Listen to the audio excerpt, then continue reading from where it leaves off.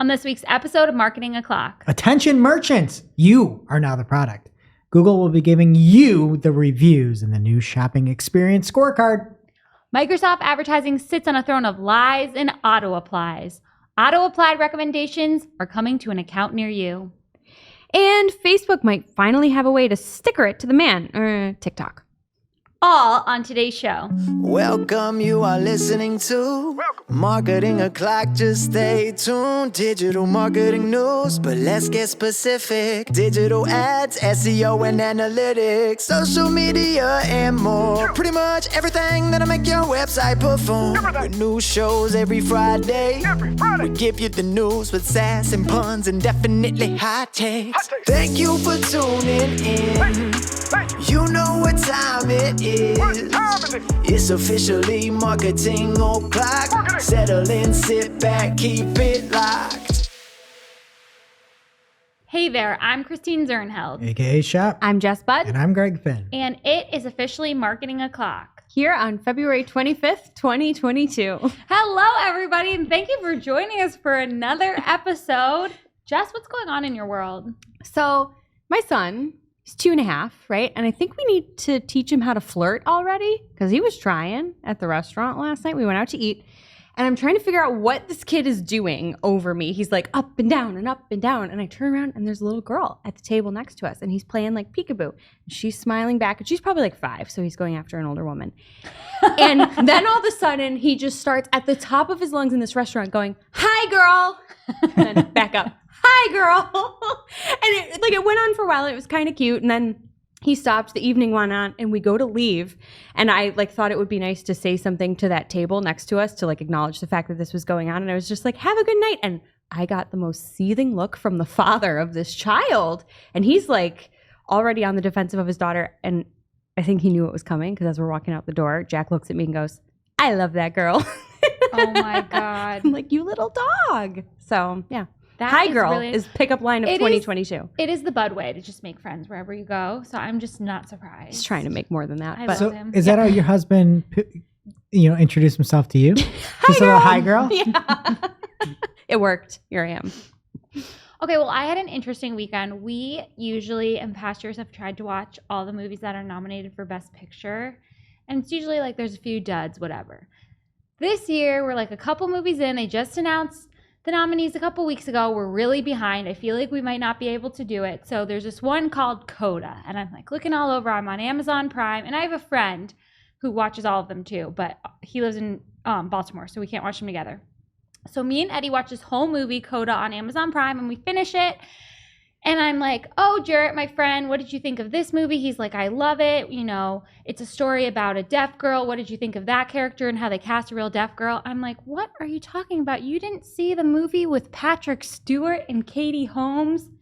I watched the wrong movie. There's 2 Codas? I bought a movie from 2019 and watched the entire wrong movie and didn't know until it was over. What was the story that you thought it was Oscar worthy? It was my movie was about Patrick Stewart. I guess coda is a music word, and he's learning to play. He's coming back after retirement, after he has this huge breakdown and having a big concert again. And then the new coda is a pun because it stands for child of deaf adult. And then the girl's trying to break into music. So I don't really know that whole story yet because I watched the wrong movie. It's only on Apple TV+. Well, let's get a review from the 2019 Coda with Patrick Stewart. It was not good. But you guys, the worst part is my friend had told me he loved it and it was nominated for an Oscar. So the whole time I was like, yes. I thought it was building to something. This is such. And then I was like, okay, I guess it wasn't that good. Wow. I was like, Katie Holmes' performance was kind of cheesy. Wow. It was embarrassing. I can't believe I admitted to that. I'm sorry for your loss of time. Greg, what's new with you? Not too much. I'm going to Cleveland this week. Ooh. So my kids wanted to watch a basketball game. So we're getting out of cold, dreary Buffalo and going to Cleveland. Sunny, bright to watch Cleveland Cavaliers play the Washington Wizards, who are injury deprived. So I can't even see Bradley Beal. It's going to be Kyle Kuzma or some knockoff. So I have that. But if we want, I can maybe do on the Marketing Clock Instagram another Travels with Greg segment. We really enjoyed that last time. Okay. I think you should. It was pretty funny. So follow us on Instagram at Marketing Clock, and you can see some stories about my travels to Cleveland. Can't wait to see it. Okay, getting into the main news this week. There were big headlines earlier this week because Microsoft Advertising has finally, after much anticipation, we're waiting with bated breath here, rolled out auto-applied recommendation after an almost year-long beta testing phase. So I'm just going to read from the article for you guys so you can get an understanding of where their mindset is at here. It says, campaign recommendations offer an effective and easy way to improve ad performance and identify new opportunities in a dynamically changing market. However, to adopt recommendation, advertisers need to log into Microsoft Advertising, check them, and click the apply button to make them work. Many of our customers told us that this process can be time-consuming and valuable recommendations may be missed. I'm sorry, Microsoft. I do not appreciate being lied to. Who would believe that somebody reached out to them and said, it is too much work for me managing money for my business, my client's business, to click a recommendation to apply it. That is too much work for me. Please do it on my behalf without my consent. Liars! Who would believe this? Nobody. No one. It's like one thing to lie, it's another thing to lie so blatantly when you know people are gonna know. I feel like I'm being punked. Like they wrote this looking at me. I'm actually Ashton Kutcher. Welcome. That is not why they have auto-applied recommendations. Start every press release by saying, hey, Google Ads did this last month, so we're doing it now. I just can't handle it. At least that would be honest. Okay, so currently there are 5 types of auto-applied recommendations. Create expanded text ads, create responsive search ads, create multimedia ads, remove negative keyword conflicts, and fix conversion goal settings. So here's the big alert here. By default, advertisers will be opted in to auto-apply recommendations for all 5 recommendation types. So if you have not checked your settings, I opted out during the beta, and in my accounts, I was still opted out. So hopefully that's the case for everyone, but I would double check, and I see Jess checking now. Setting a reminder. How can they make that statement earlier? Which one? And say that's too much work? No, the statement saying that you need to log in, check them, click the apply. That's how you used to do it. Now they're saying, we're saving you so much. Too much They're work. creating a problem Yeah. to say this is the solution okay. to the problem. It's not a problem that anyone has. No. Nobody's even looking at the recommendations Nobody's tab. hitting apply because they suck. Right? Yes. There's a reason nobody's hitting that button. It's because the recommendations aren't good. Exactly. Unbelievable. Advertisers can opt out of auto-apply recommendations at any time. This can be done in the auto-apply recommendation control center, and you should definitely check that right now. If you have these on, you can be asked to be emailed every time it auto-applies. This is set up in your email preferences. If you're crazy enough to have these turned on, I think you should do that too.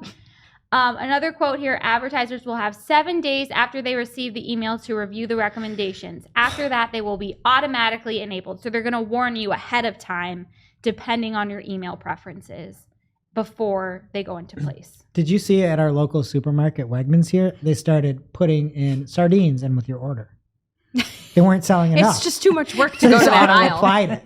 Like nobody's buying these. Nobody likes this. We're just going to auto-apply it to your shopping cart. People would be in an uproar. And if you want to keep track of these, you can also see these in your change history and recommendations page. It'll keep a log of the changes that have already taken place. If you want to look at the recommendations tab, great. I love how great they are about negative keyword conflicts. I want to add them myself. Okay, thank you. There are other announcements this week from Microsoft. They are rolling out dynamic descriptions for dynamic search ads. And forget what I said earlier about copying Google, because this feature is actually not available in Google Ads. That is a first. So Brooke Osmondson is telling us all about this in the Journal of Search Engines. Similar to dynamic headlines in dynamic search ads, Microsoft Ads will generate descriptions automatically that is geared towards the highest relevancy of each user. That's what Microsoft said. There will be a new descriptions column as part of the DSA search terms report. Microsoft will make this the default to have dynamic descriptions, and if you want to put them in manually, you're going to have to opt out of the default setting and do that yourself. I like that they're giving you the option. I hate auto-applied recommendations. Tell us how you really feel. All right. And first up, I saw it first in a tweet from Lawrence Chassis at L Chassis on Twitter. Go give him a follow. Great follow. He tweeted Google Note on the shopping experience scorecard today. And he links over to what is some pretty big news. If you are a merchant or have a Merchant Center account, there will be a new shopping experience scorecard program that will measure the customer experience, essentially. So the metrics that will be used here are delivery time, shipping cost, return window, and then if you have good scores in the scorecard, you may see a boost in ranking, and I'll get to that in a minute, a badge, or other benefits that will help customers find your business. So that was the email that was sent out. Digging it a little bit deeper, we can see that boost they were talking about is really, it's more prominence in the placements within the shopping tab. So don't get it twisted that this is going to impact your ads or it's going to be in the actual search engine results pages when you see products move in. This is going to be in the shopping tab. So we always appreciate the fact that there is now that organic shopping tab, but it's not going to be like a global boost. At least that's according to what we're seeing right now. They have a cool example that you can see up on the screen. If you're watching youtube.marketingclock.com, go follow and subscribe, please. You can see there's a little, it looks like a G and it just says store badge. I don't understand why they're writing store badge next to it. And then I was thinking about it even further. It's like these headphones, if you look at it, they're not even blue. The headphones have the ear part that's blue, and then the squishy parts are blue. Yeah. You don't look at that and be like, "Oh, that's a blue headphone." If you it's the color of the hard parts of your headphones. So anyway, I just couldn't get past that. Additionally, the program will monitor the experience. As I mentioned, you will get a rating of excellent, comparable, or opportunity on each metric. So some nice verbiage there. And lastly, Google will evaluate the information that you provide each day. There is a fixed look back period, so you can actually change those ratings, and it may take a few weeks, they say. If you're looking to view your performance, you can go to your Merchant Center account, the navigation menu, click Growth, and then click on the Shopping Experience Scorecard that you see there. Additionally, Lawrence found some other shopping news that occurred on Wednesday right before we were recording, but he got an email from Merchant Center saying, "We're writing to inform you that retailer standards enforcement will be changing starting today. We'll stop order capping and automatic suspension via the retailer standards program." Thank goodness. The defects tab will be removed and you'll stop receiving retailer standard monthly emails, and you can still see all of your order performance. They said the change is because they're trying to help you succeed on Google while ensuring our policies keep up with the buying Google's evolution. So just another note there. And again, go give Lawrence a follow, L Chassis on Twitter. Thank you, Lawrence. Now it's time for this week's Take of the Week. This is a #fire digital marketing take with extra spice served up for you. We simply deliver the take for your consumption. We give no opinions. We don't influence. You make the call. This week's Take of the Week comes from Reeva Cutting, at Reeva Cutting on Twitter, by way of the one and only Salt J, Julie Piccini at Neptune Moon on Twitter. Julie, back in January, had an answer about the golden triangle, which we all know is broad match plus an RSA plus some sort of smart bidding. And together, Google calls that the golden triangle of suck. Not really. It's actually good. It's actually good. We'll talk about it more next month. And so Reeva had responded back last week on Friday, and she said, let me read Julie's tweet. Julie says, "I expect we'll be hearing a lot about the golden triangle this year. Expect a big push for smart bidding plus broad match plus RSA. Not thrilled for my low conversion volume accounts, ... To which Reeva says, "So what they're saying is, we'll choose your keywords, your ad copy, and how much you'll pay for clicks? Yeah, sure. Let's all get on board with that. And how do we justify management fees when we're supposed to let Google do it all?" It's one of those things like, how do people not look at this and say it's the biggest company in the world with the biggest profits ever, and you are going to just give them, you're going to let them do whatever you want, and you think they're going to do a good job on your behalf? I know I talk about this all the time, but this is so simple and so correct. Reeva? Yeah, it's like Scrooge McDuck with his gold coins, the golden triangle. Yeah, and Gold for them. Yeah. It's not for the advertiser. choose your keywords. They'll choose your ad copy, and they'll choose how much you pay for clicks. Think about that. Now it's time for this week's ICYMI. ICYMI, people. This is something you just might not have seen. Maybe something that you overlooked, but you shouldn't have. ICYMI, people, we have a little story time today via a thread from Joe Speiser at jspeiser on Twitter. And I never get to read the must-read marketing article, so I don't get opportunities like this a lot to read things in like the Greg impending doom voice, so I'm going to do it. Ooh. You're like, My must-read marketing articles are usually you good. always read them like this. How my dependence on Facebook cost my startup $100 million and 110 jobs. I'm sorry that I pause in between words, Shepard. Let's do all run-on sentences. It's the first time I publicly spoke about this in 4 years. Okay, now I'm going to read it like me because that's not sustainable. I don't know. I thought you sounded just like him. Thing. Couldn't tell which was which. So his startup was Little Things, which I had never heard of, but it sounds like I'm the target demo. It was female-focused feel-good entertainment, and in 2018, they were just on top of the world. He says, we built the business on the backs of Facebook, drinking from their fire hose of eyeballs. That would have been a good Greg quote, drinking from their fire hose of eyeballs. Pretty good. Our growth was outstanding, and our traffic and video views skyrocketed beyond BuzzFeed, ABC, CNN, HuffPost, and Fox.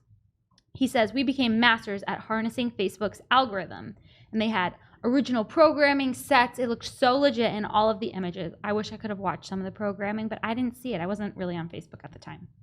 So he says, then in February of 2018, the algorithm had a major shift. Now we had been through tons of algo changes before, so we weren't too worried at first, but something was different, very different. So he says, our high-level contacts at Facebook said Zuck didn't like the fluffy content we were producing, and he wanted to be taken more seriously. He wanted the country to respect Facebook and get their actual news there. Previously, it was family and friends update and feel-good viral content. I watched helplessly as 90% of our organic traffic from Facebook dried up. Their only feedback to us was that this is the new focus Facebook wants. Hard-hitting news and opinion pieces. And if we wanted more traffic, we should pay for it through sponsored ads. We were never able to grow the alternative channels big enough to balance out the insanely large amount of views Facebook was sending. We were addicted to the Facebook volume of traffic, and no other source could move the needle. Years later, as an angel investor, I watched countless startups build their business on Shopify apps, Amazon, Instagram, TikTok, Google apps, etc., and it sends chills down my spine. It's a very sharp, double-edged sword. Whew. I know. Isn't that a crazy story? It is, and written well. So they were just like perfect for the Facebook algorithm, and then it changed. And they were like going to Facebook and stuff. It's a Yeah. very good thread. You should check it out. Go get it at community.marketingclock.com. It'll be in our Discord, and we also have it at marketingclock.com/newsletter. But the thing I thought was so interesting is it made it seem, and it seemed like Joe had some intel, that Mark Zuckerberg just changed what the people wanted. Yeah. Mm-hmm. It's like, that is absolutely ridiculous. And I feel like that's his downfall. Is It not caring what 100% people is. want. Like you think all people care about No, is reels. It's like people might like a little pick-me-up here, and maybe not the hard-hitting news about the upcoming election. I mean, And having people fight and spread misinformation. I never, ever got that. When people start banning things and doing this and like shadow banning this and limiting this, it's like, let the people choose, you moron. You know? Let them watch what they want to watch.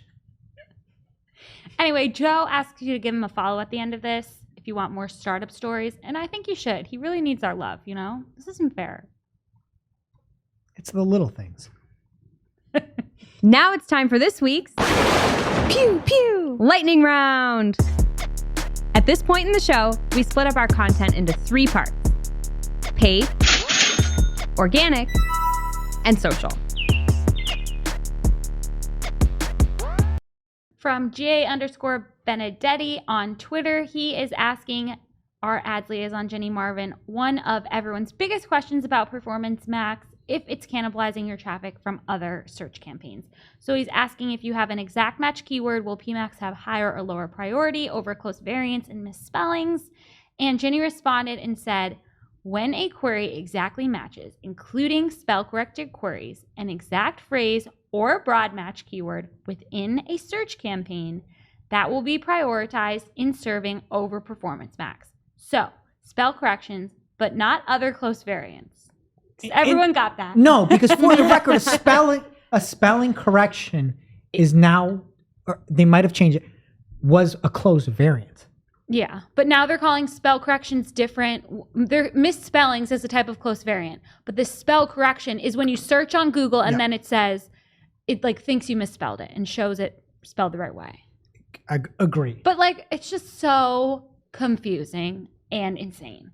So then PPC Greg responded and said, thanks, Jenny. We all appreciate it. It sounds like exact match will still match identical terms and misspellings, but that Performance Max may show for what could be considered to be close variants. Is that correct? Great question, Greg. He's always in here with the great questions. She says, yes, just one point that the keyword doesn't have to be exact match type. It could be phrase or broad as well, but yes, needs to be identical or spell corrected for the search campaign to be prioritized. So this is Shep again, identical, not to be confused with exact. But we're also talking about freaking broad match, right? So you have to exactly match your broad match terms, which then turns broad match into exact-ish match and also phrase-ish match. If you're only matching identical matches or broad match, what is happening? Does that make right? Yeah. Am I correct on that? It's what you typed in when you entered your keywords. Then why even have different match types if you're running PMax? I've been feeling that way for a while. Why do we have different match types? Because none of them mean anything anymore. Someday you'll just put in your website. Yeah, it's scary. Stop it. And Mike Ryan had a question for Jenny this week too. He said, would it be possible to get an official statement on the future of regular shopping campaigns? I've heard from a very senior source at Google that they'll remain in the foreseeable future, yet reps are constantly saying otherwise. It's an ugly rumor mill currently, frowny face. He included the nose too. Love that. Ginny said, hi, Mike. Can confirm standard shopping campaigns will be supported for the foreseeable future. This is just crazy. I feel like all the reps are just out there saying whatever they want. Like Ginny's out here answering questions, deleting tweets. Like it's just, everything is so confusing. It's a communication I'm problem. glad standard shopping campaigns are staying. Yeah, and foreseeable have to ask future. that. Foreseeable future is a nothing. Yeah. Foreseeable future is because this month. That's the same as significant. More rumors. This time, the source is Chris Ridley at C_J_Ridley. It's not really him. He said, it looks like even Google Ads reps will no longer be allowed to apply campaign level negatives for PMax going forward.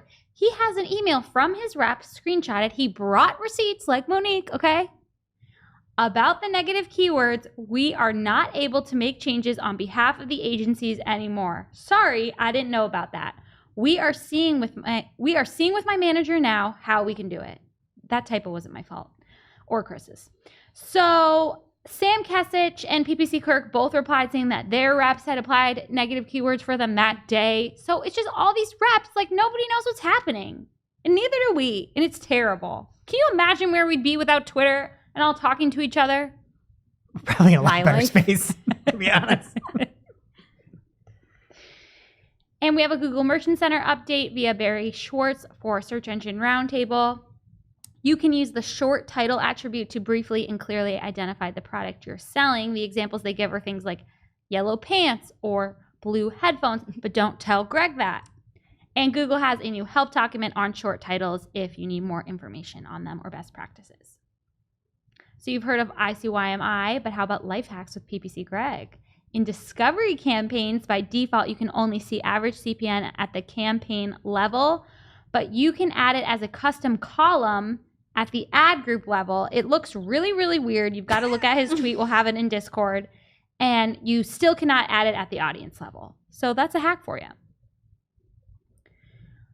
Okay, from Tim Solo from Ahrefs, at Tim Solo on Twitter. In December 2021, we have reallocated $200K of Ahrefs' monthly paid traffic budget into sponsoring creators and thought leaders in our space. We were one of those creators, so I'm going to spend a little bit of time on this. So he's sharing some of his findings from that. There's actually a really great series of YouTube videos on this where they're talking about what they learned from this process. And he talks about the struggles of measuring success. And I have a few things that he said in this thread that I want to highlight. He says one major concern we had about sponsorships was that people might get used to it and won't talk about us organically afterwards. Well, it was the exact opposite. Many of the folks who we partnered with gave us quite a few organic mentions on top of the official sponsorship. So that's a great thing about working with podcasts. Call us. And then he has some more nuggets. For $200K, we sponsored 72 videos, 108 podcast episodes, 138 newsletter issues, 11 standalone projects and events, 9 blog articles, and 7 SMM campaigns. Total unique partnerships signed was 60. And for a lot of people, they were their first sponsor for 11, so that's nice too.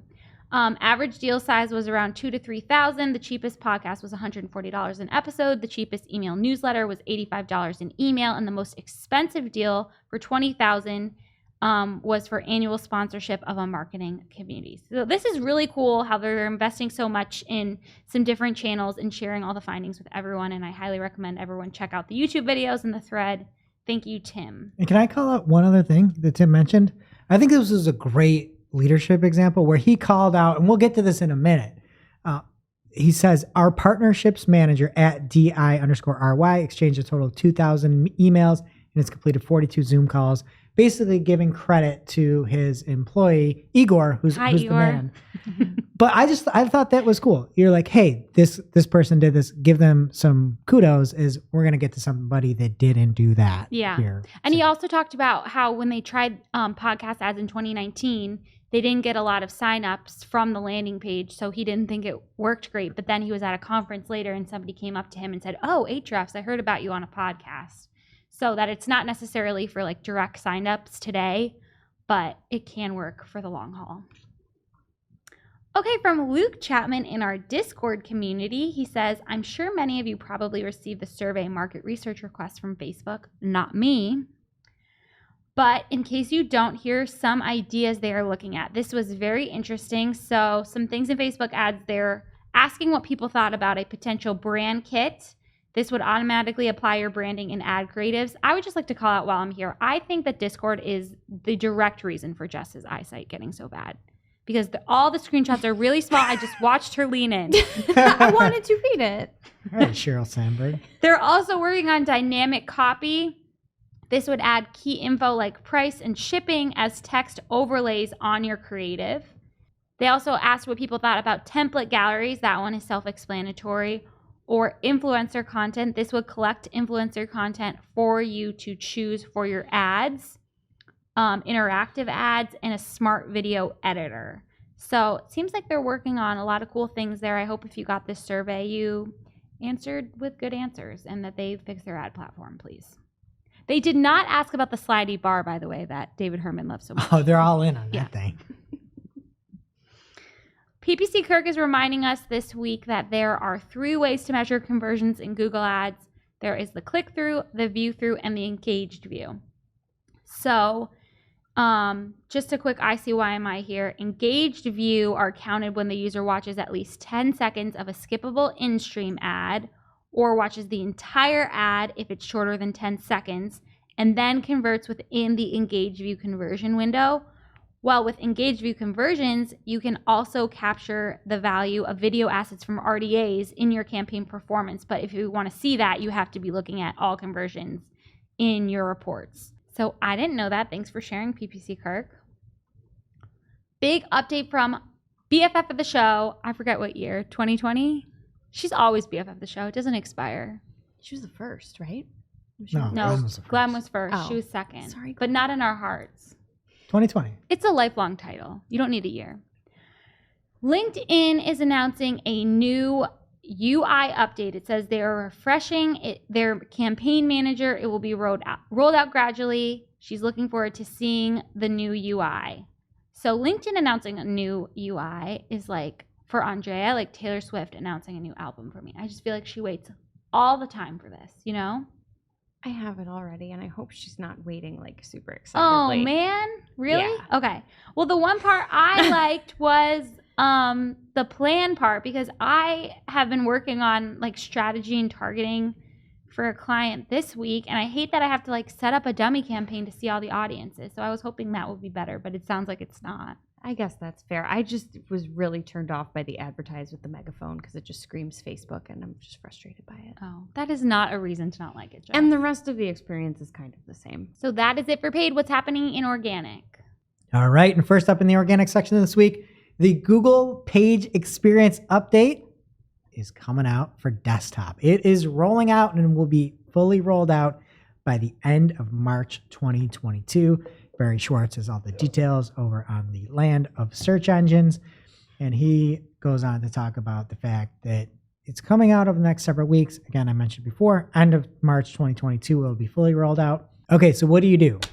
All you web folks out there with the site, what do you do for the desktop page experience update? You chill the heck out. That's what you do, okay? You should already have known that you should be catering to your user experience. And if you don't recall, the factors that are included in this are the largest contentful paint, cumulative layout shift, first input delay, HTTP security, the absence of intrusive interstitials, and mobile friendliness, though mobile friendliness doesn't translate to desktop. You should be doing these things anyway. It's only Don't panic.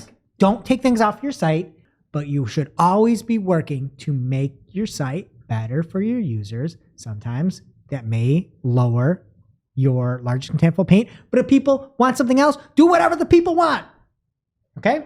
Chill the heck out. So chill the heck out. Take your own advice. All right. Well, I'm chilled out because I saw an awesome article from Patrick Stocks over on Ahrefs where he has a write-up saying, what are core web vitals and how can you improve them? So you can check it out. He has a bunch of great examples, some awesome visuals. And if you actually want to take some action on this, or it's just something you've been putting off for a long time, check out the article from Patrick over on Ahrefs. All right, next up, we've got more podcast acquisition news. And of course, the company that's making the acquisitions is Spotify. And they are buying Chartable and Podsights, two of the most prominent podcast marketing and attribution companies. They're buying up everything that Spotify. It's more like Shopify. Am I right? But both Podsights and Chartable allow networks to include tags to their shows so you can track who listened, whether they heard an ad, and whether they took action. So I keep saying it over and over again. If you were to start a podcast now, first up, message us. I'm going to show you exactly what we do. Anchor is the platform that Spotify purchased, and I highly recommend it. And it's free. You can turn on ads. You can do whatever you want. It's minimalistic, but it works. So check it out. All right. And from the one and only Glenn Gabe at Glenn Gabe on Twitter, go give him a follow. He had a tweet that alerted me to a new feature, which is Follow This for Android feature. It is moving to desktop on Chrome. So users can go tap, it's like that button that kind of looks like a stop signal in the address bar, and you can hit a follow button to keep track of news stories from a website that they're currently viewing. So these stories can be found in the following feed in the new tab screen if you want to. That's really cool.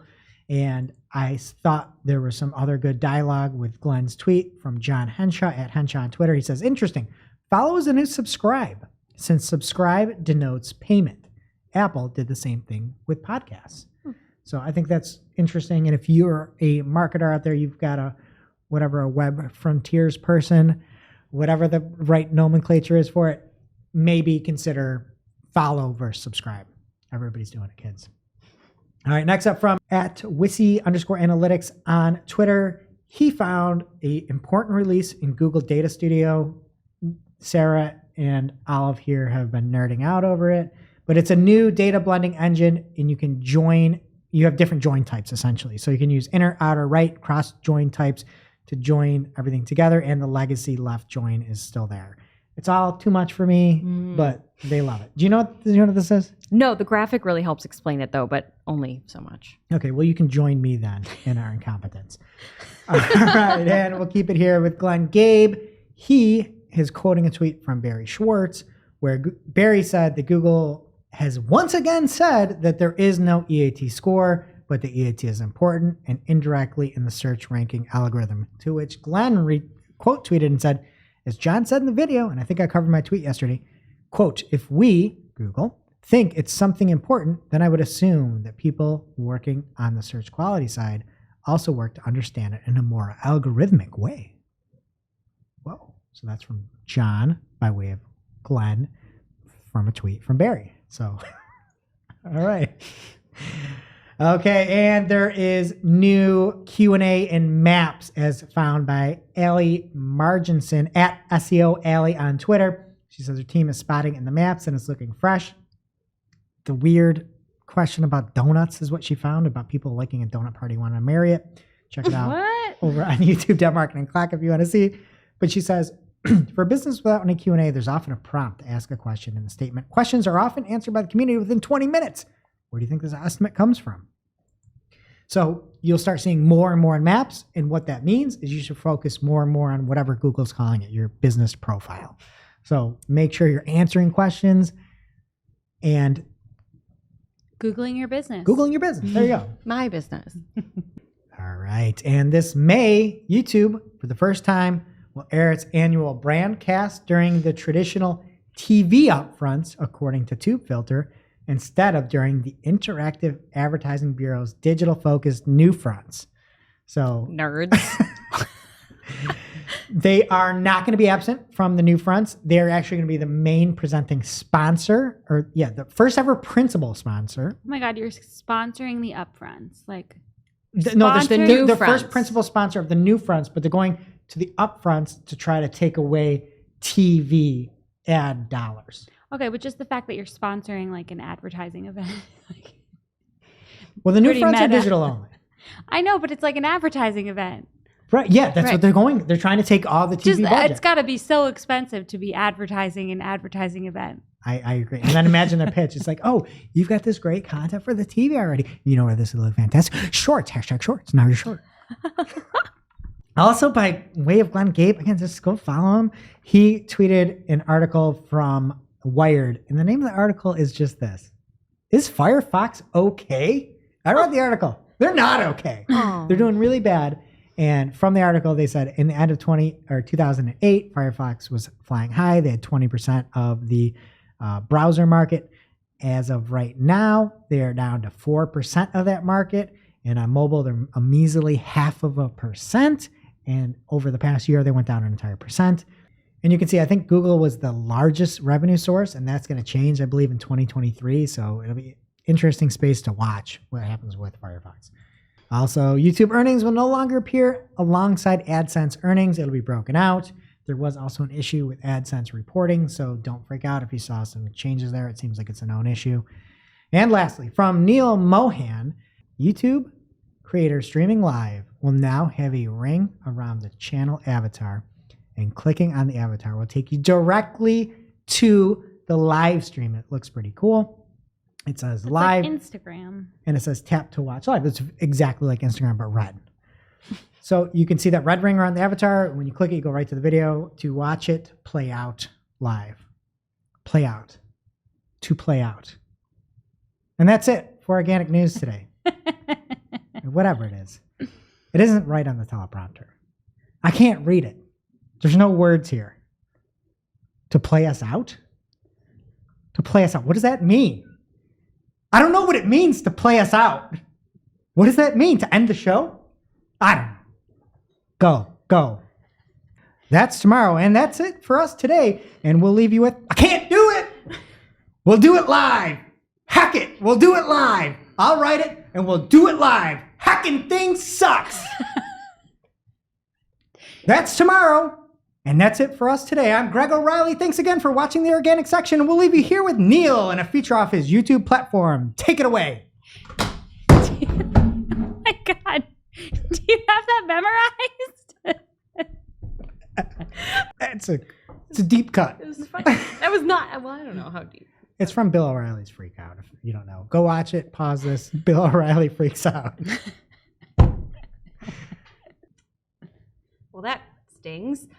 First up in social this week from Search Engine Land, LinkedIn has added the ability to include media and an organization's LinkedIn page to a freelancer's page on the service marketplace. This is great for adding another layer of credibility because it shows who they work for, which is also nice visibility for the company on the flip side, and it lets them highlight work that they're proudest of and which will probably impress potential clients. So really nice addition there for freelancers on LinkedIn.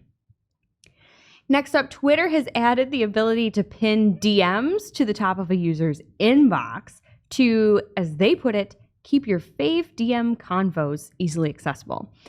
Hello, fellow kids. If you're on Android, you will be happy to know this is actually available to you as well as on iOS and the web version. I think you can pin up to 6 DMs. I'm not getting any on Twitter, so I don't know how many you need, but that feels excessive. Pin 6 conversations like your whole phone screen, right?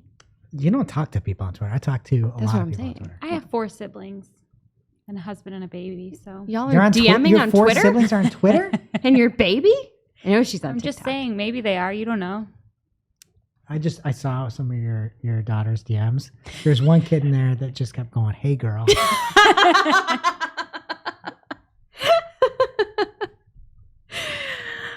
needs DMs anyway, though, right? When you could say things like that. According to Alessandro Paluzzi, Instagram is working on a notes feature. So you can write something to your close friends based on the screenshot he shared. It looks like it's just part of your inbox. I don't know where it goes. It seemed kind of like an away message back in the day, if you guys remember that on AIM, but I'm not really sure. It just seems like it's something only for your inner circle. I need to level up like Alessandro and get my own watermark. You could make one, just add Shep. Just put it on top of everything you do. Then I'll have really made it. All right, we knew this was coming. Facebook Reels is being launched globally. In addition to the full availability, they've also got new features coming too, including remixes. Ever heard of them? 60-second length, just like they did on Instagram. The ability to share public reels in your stories. Drafts, which is nice. And clipping from longer form content, also nice, but really whatever. But maybe not whatever, because more reels equals more content equals more ad inventory. So like buried in the bottom of this article, there's something interesting that they seem to be testing, and it's kind of brilliant too. I'll read the quote. "We're expanding tests of Facebook Reels overlay ads to creators in the US, Canada, and Mexico, and to more countries in the coming weeks. We're starting with 2 formats, banner ads that appear as semi-transparent overlays at the bottom of a Facebook Reel, and sticker ads, which is a static image that can be placed by a creator anywhere within their reel. They're non-interruptive ads that enable creators to earn a portion of the ad revenue." So that could be something interesting to keep an eye out for. And if that's where they're going with Reels, I say more Reels, because we all need more opportunities on Facebook. This is one thing I think Twitter made a really smart move on. They killed fleets off very fast, right? Like they at least made a move and are like, all right, we're just going to be about communication. I don't know what you do on Facebook anymore. You write text posts, you write little goofy text posts with colors in the background. You have stories now, you have videos, you have Facebook Watch, you have now Reels. And this is, how do people not see that they're ruining their product? And then you know what they're going to do? Exactly like Instagram's doing. They're going to push Reels. All these creators are going to have to make these stupid Reels that don't work as well on other formats like a YouTube proper. And I know Glenn will tag me and be like, "Oh, I can't wait to see Greg go Hulk on this." It's just so stupid that you put Reels on there. Like, figure out some way to blend Instagram and pull those. Like, what are you doing? Like, I don't understand any of this. I don't know, but if you can just let somebody put a sticker on their reel that they already made for another platform and make a little money off of it, I think you might see folks come this way. That makes sense. Or not, because Facebook's not cool. And it's nice to see Jasper's Market make their Reels debut. You know? We haven't talked about them in a good while. Mm-hmm. I can't wait to see all the political Reels that are going to be happening over on Facebook. It's going to be real exciting. Okay. Speaking of exciting or not, Matt Navarro alerted us to a new official Twitter account. The handle is @TwitterMartech. And their bio is expand what's possible with Twitter ads. Oh. Which could literally be anything. So I Yeah. don't know why they're being so secretive. You can't see the tweets unless you're a confirmed follower. So And like expanding what's possible with Twitter ads wouldn't be that hard. Right. There's No. not much possible. but it's Yeah. very, very top secret. It's Try and give them literally a follow, see if you get accepted. the Yeah. easiest thing to do. Expand what's possible. Actually have your ads show up in the country you're targeting. Boom. Done. Expand what's The possible. possibilities are endless. All right. According to TechCrunch, Instagram appears to have quietly removed the ability for mobile users to set a lower daily time limit reminder than 30 minutes. It used to be 10 was the lowest you could set. People are probably feeling betrayed. The whole point of building a social network, though, kids, is to make money. And you make more money when people spend more time on your app. So I think it's a smart business decision. And if you want to spend less time on an app, you could just practice a little self-control. Or you could rejoice and thank Chris Ridley. It's at C_J_Ridley on Twitter for showing you how to set time limits yourself on any app. We'll link to his thread on Discord so you guys can check that out if you really do need some help limiting your time. Thanks for doing the Lord's work, Chris. What a job that's got to be like one of the people that do ethics at one of these platforms. Yeah. I need it for ASOS. You know, they're like, oh, you know what? We have it at 10 minutes now. We should maybe make it for 5-minute spurts so that people can get up and get out in their life. And then Zuck's like, no, you know, I like that idea of changing it, but let's change it from 10 minutes to 30 minutes. 30 minutes. Screw those people. Yeah. You know how much more money we're going to make? See what happened with iOS? ethics person? I'm just thinking of in Billy Madison when they talk about business ethics and they don't know what to say. Ethics in business. Exactly. All right. Next up from Engadget, LinkedIn is debuting its own podcast network that's featuring shows from the LinkedIn news team as well as other industry figures. The content is obviously geared towards professionals. They know their audience. They're going to focus on things like understanding tech, which I could really benefit from, managing mental health and the hiring process. If you follow hosts on LinkedIn, you'll be able to listen directly in the LinkedIn platform, which I think is really cool. And then if not, you'll also be able to listen on, wherever you consume podcasts. Since when have you thought the LinkedIn platform is really cool? I don't, but I think it's a nice feature if you're already on the person's page and you're following them that you don't have to leave. Smart Okay, for that's not LinkedIn. what you said, to be Yeah. fair. Well, it's a really cool feature. Push my glasses up on my face. Speaking of features, from Jane Mansion Wong at Wong M Jane on Twitter. They are working on an onboarding screen for Leave This Conversation, and it basically gives you the rundown of what happens when you get out of a conversation. But they say in it, sometimes you just don't want to engage. And I don't understand why Twitter keeps just using slang and just use real words, bird. They said wanna, WANNA. They're just trying to be hip. It's not working. I dig this. So people tag everybody in the world, and then you just get so many replies. You can just be like, all right, you want to leave this? The only thing I'd say is, Jane, maybe you can call this offboarding page, not onboarding page. Brilliant. That's why you're in charge. Lastly, here in social from New York Magazine's Intelligencer, the headline is Zuckerberg has burned $500 billion turning Facebook to Meta. I just wonder how much of that was spent training employees how to pronounce that word. All right, and on to our segment. We have a new one this week called Get Bent. Oh. Brian Armstrong _BArmstrong.eth. Get bent. So Brian had this long tweet. I think it was 12 tweets in the thread.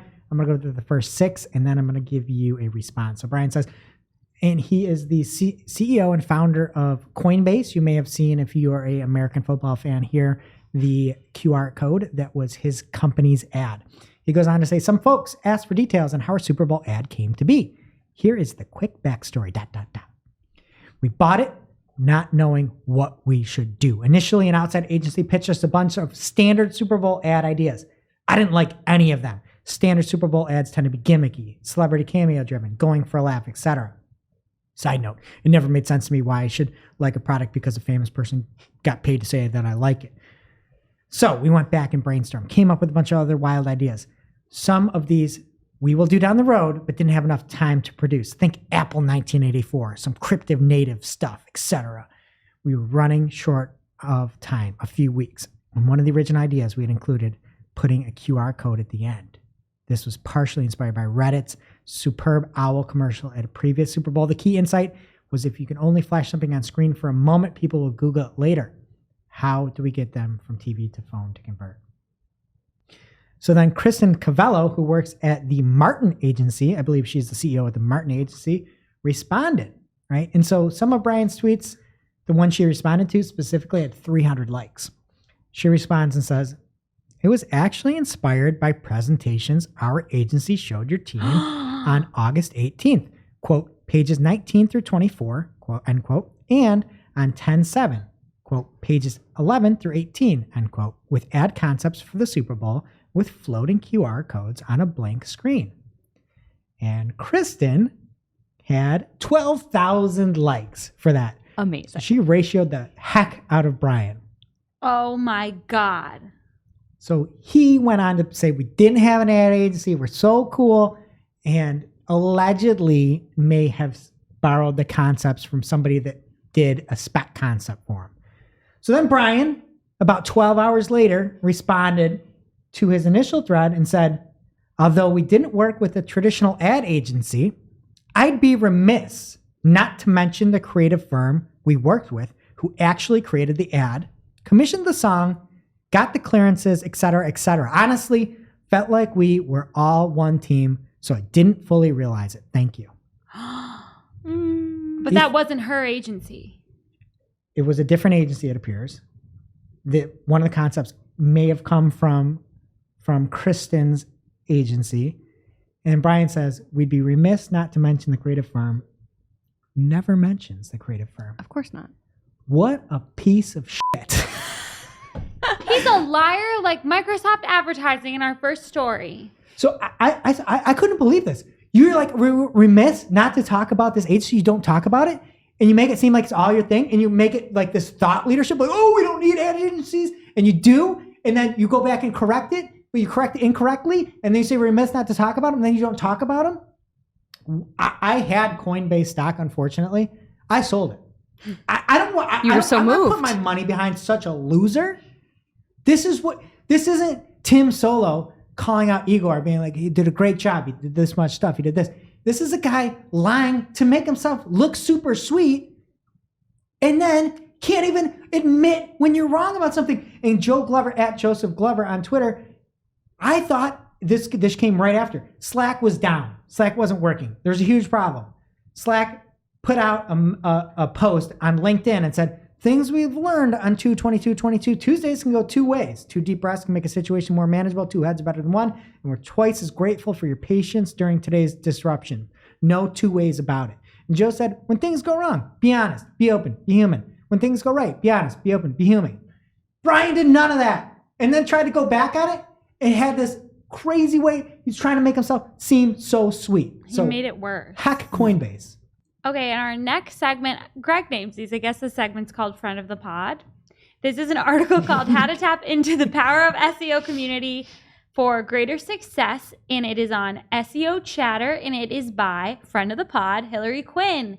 And she is talking about all the different ways that she leverages the community to gain greater SEO success. It's an awesome read. Everyone should read it. And one of the best parts, in my opinion, she talks about listening to our show, and she talks about when we launched our first YouTube channel, and she says we had a following of 85 subscribers, and she was thinking to herself, how the frick don't more people know about this? And she talks about how she pumped us up, and then we pumped her up and turned her into a power listener. She says, "I champion the podcast, and in return, they champion me," featuring blog posts in the podcast from my resurrected blog. "I was putting a lot of time and effort into retweeting my post, and they did something else. Thanks, Greg Finn. They got me a Clubhouse invite, which I'll go into below." Sorry for that. So we really appreciate the mention, Hillary. And, you know, you can tap into us anytime. Power listener for sure. All right, now on to our 10-month ads makeover.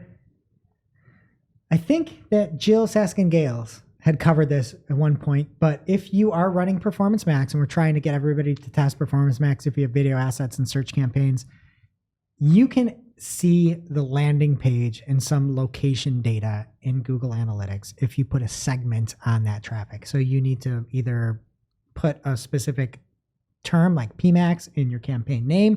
You can then make a segment, and then you're looking only at segmented traffic from those Performance Max campaigns. So it's one thing that's very tough. You don't know where anything goes with Performance Max. It's Google's insanely idiotic future. but at least you can see the location, the pages that people are arriving on by making a segment in Google Analytics.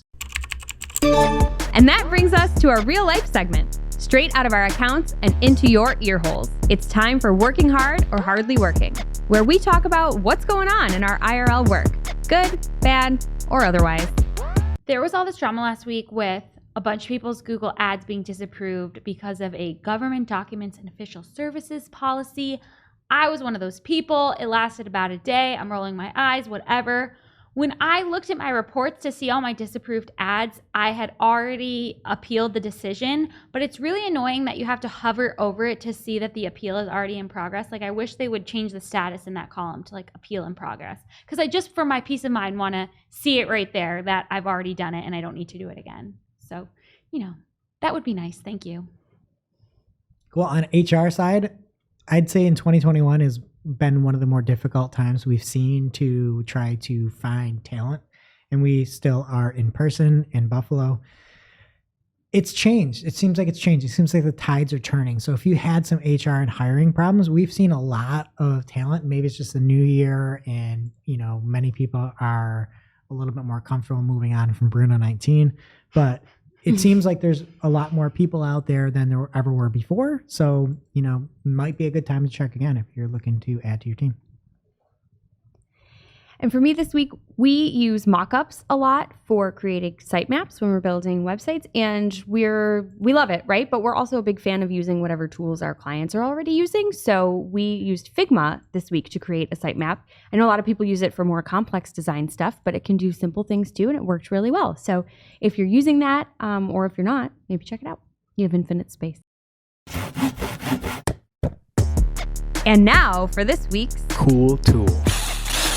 As a reminder, our Cool Tool segment is not an official endorsement or paid mention. We're simply sharing something we found in our travels that may be of use to our listeners and is really, really cool.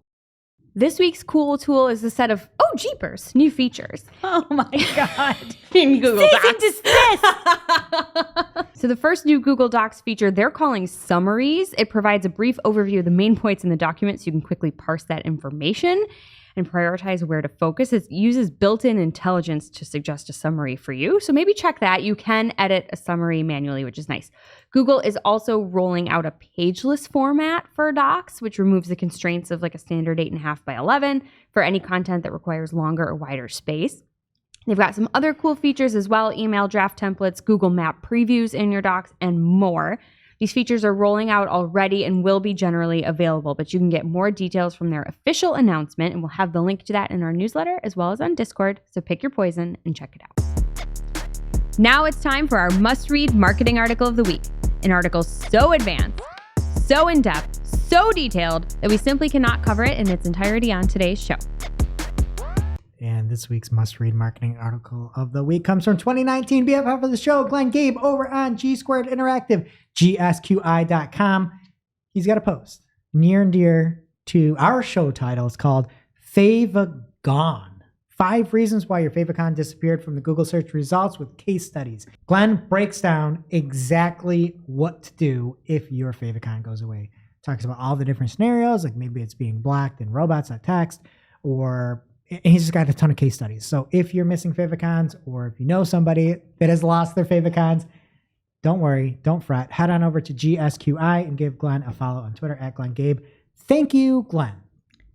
Okay, and Greg, what are you adding to Marketing a Playlist this week? All right, this week, don't judge me. I don't even know what this is. I'm not trying to look cool. It just came across my Spotify, okay, Shep? I'm looking at you. I don't judge. This is Felly Freshwater. No idea what this is, but I love it. Freshwater by Felly. Okay, I will be adding Candy by Mandy Moore. Jess? Aww, I like that. I'm going with Willing to Die. By Candy by Mandy Moore. I like that. Willing to Die. It's upbeat and lovely. It's Jin Wigmore, Logic, and the Australian rapper Suffa. I don't know him either, but it's a great song. And this is supposed to be for music that you can work to, playlist.marketingclock.com, or apparently die to. All right, that does it for today's show. It is now officially not Marketing O'Clock. Thanks for listening. And we'll see you next week. Thanks for listening to Marketing O'Clock. If you're looking for more information on today's topics, head over to marketingoclock.com/newsletter to receive every single article we covered. We share the news as it breaks in our Discord community. Head over to community.marketingoclock.com to join. Welcome to this week's Shootin' the Heck. We're after our famous Friday news show. We don't talk about marketing anymore. We just Shoot the heck. Today we are bringing back an oldie but a goodie. It is poke holes in this, where one of us presents an idea for something that we think could really change the world in a positive way, and everyone else tries to let us know why they think it's a terrible idea. Everybody's favorite game. I'll go first. I just got my tax return. I've been wanting to do some online shopping, and there's just so much out there, and you just like want to see it all really quickly.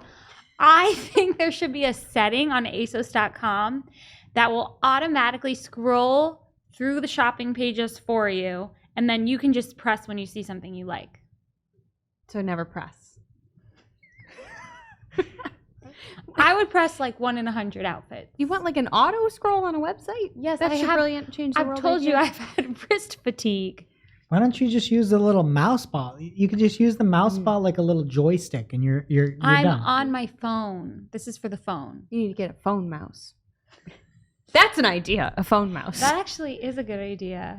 I personally think it's a bad idea because you don't want anybody to like commandeer your browsing. Next, first they're like, oh, here's this. Maybe we're gonna stop and look at this outfit. It's gonna be the priciest one. Then all of a sudden they're putting your credit card information in.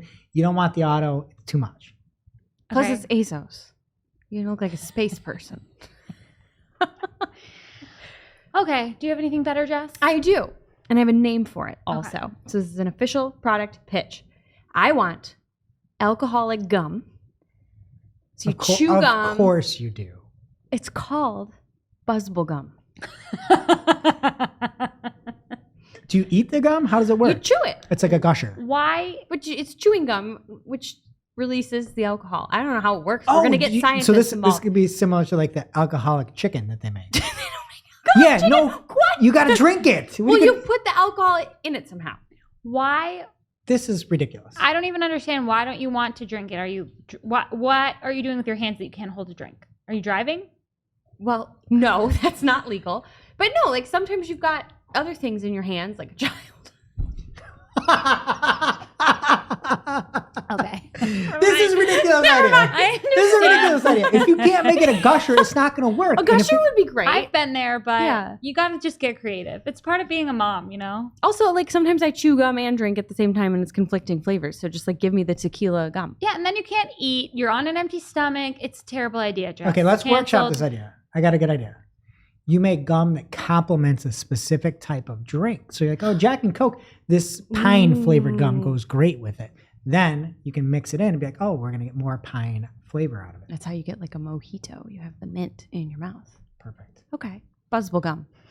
I like the name. Thank you. Greg, do you have anything to contribute today? They're always great. Well, mine's on a similar vein to Jess.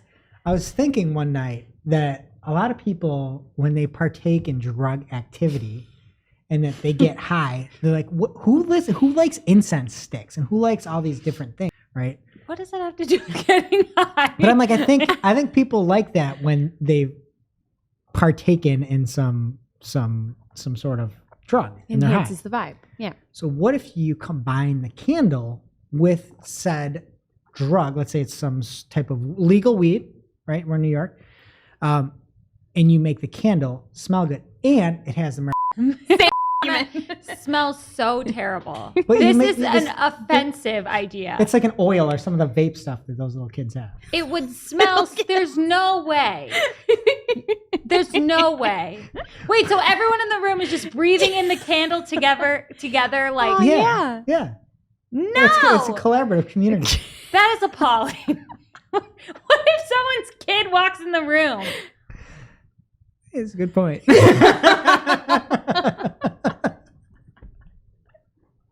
What if some kid eats their mom's gum? What You if- keep it in your purse. Kids Shouldn't don't eat rifle gum in my either. purse. They get it in their hair. Okay, one more, everybody. So my next idea is you really want to spend time with your spouse and feel like you're like doing activities together. But sometimes you get home after a long day of work and there's something you want to watch, there's something they want to watch. I want to bring back the idea of a split screen, but you both have separate headphones. You're watching separate shows sitting on the same couch. Wait, so it's just picture in picture? You invented picture in picture? No, but you have separate headphones. Picture in picture, you have to pick one audio. You're each, I want to hear the Real Housewives fight, and he wants to hear the sports. But TVs are wide. This would make it long. That's not my problem. It's not a bad idea. It's not a bad idea. Oh, wow. Okay. I think there's something to it.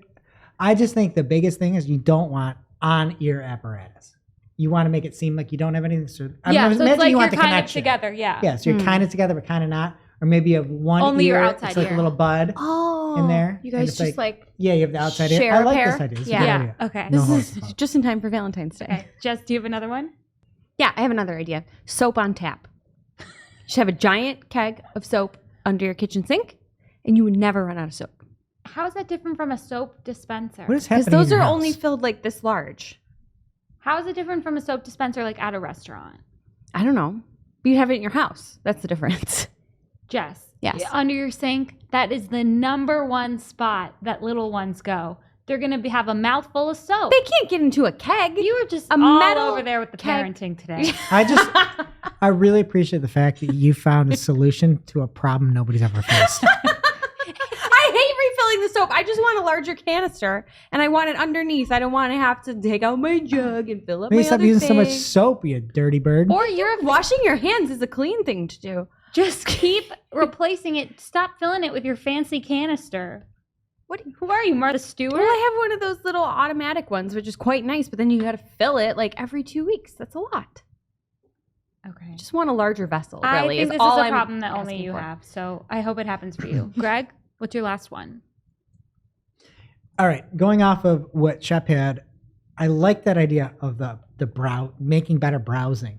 So I was thinking, somebody makes an app, it pulls in and overlays on top of your Instagram or Twitter or Facebook or TikTok, whatever you're looking at, and it's browse mode only. You can use this and you will never like something. You will never give it a heart to a tweet that you didn't mean to, that's then giving it, saying like, oh, like you're endorsing that. There's no way to actually like something. It's a browse mode app for your current social apps. Are you invisible? Like when you view a story, you can't tell that you viewed it? I don't think that's how the apps work, but you can't like something. I can't believe this doesn't exist.